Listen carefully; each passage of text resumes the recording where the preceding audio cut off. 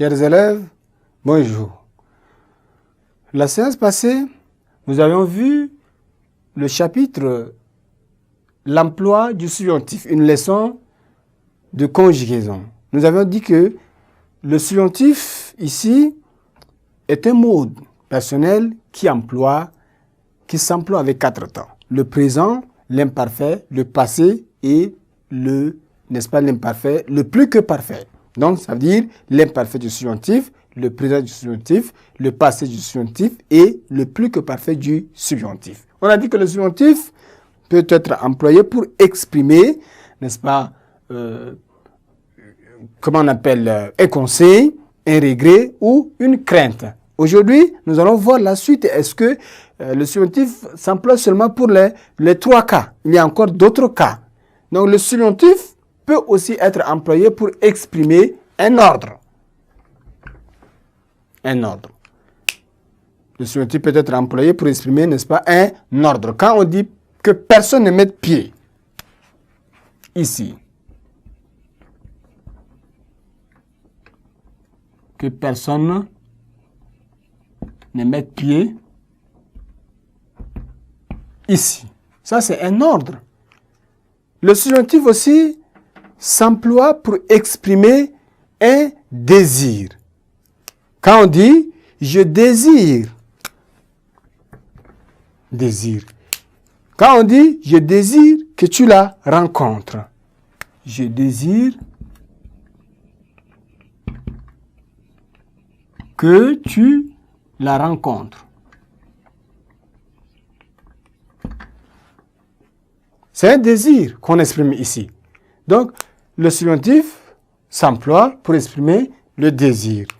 Ensuite, le subjonctif aussi s'emploie pour exprimer une défense.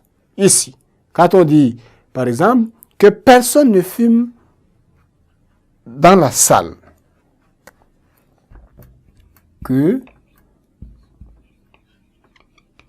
personne ne fume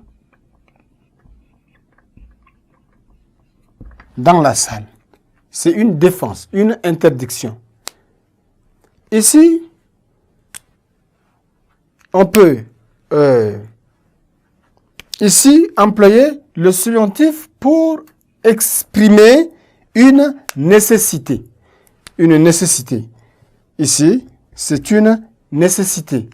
On dit, exemple par exemple, on dit, il est nécessaire que vous veniez ce soir.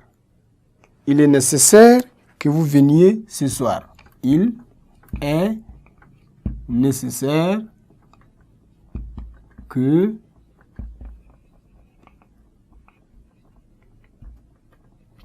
vous veniez ce soir. C'est une nécessité. Une supposition qu'il meurt et je suis mort. Qu'il meurt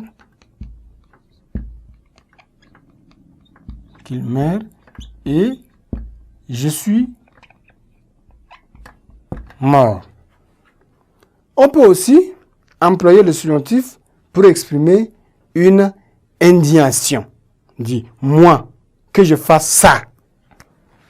Moi. Que je fasse ça. Moi. Que je fasse ça. C'est là une indignation. Voilà les cas dans lesquels on peut, n'est-ce pas, exprimer le subjonctif. Aussi, on peut employer le subjonctif, n'est-ce pas, dans les propositions indépendantes ou subordonnées conjonctives ou relatives. Mais ce qu'il faut retenir, c'est que pour certains verbes du 3e groupe, la personne singulier dit les personnes singulières du présent de l'indicatif et du subjonctif présent se prononcent de la même manière mais s'écrivent de manière différente. Par exemple, j'ai un stylo. J'ai un stylo. Que j'ai un stylo. j'ai un stylo, que j'ai un stylo. Dans ce cas, il y a un, ici AI et A-I-E. Ça se prononce de la même manière, mais ça s'écrit de manière différente. Chers élèves, c'est tout ce que vous pouvez, n'est-ce pas, retenir de l'emploi du subjonctif. Dans quel cas le subjonctif peut être employé. Au revoir et à la séance prochaine.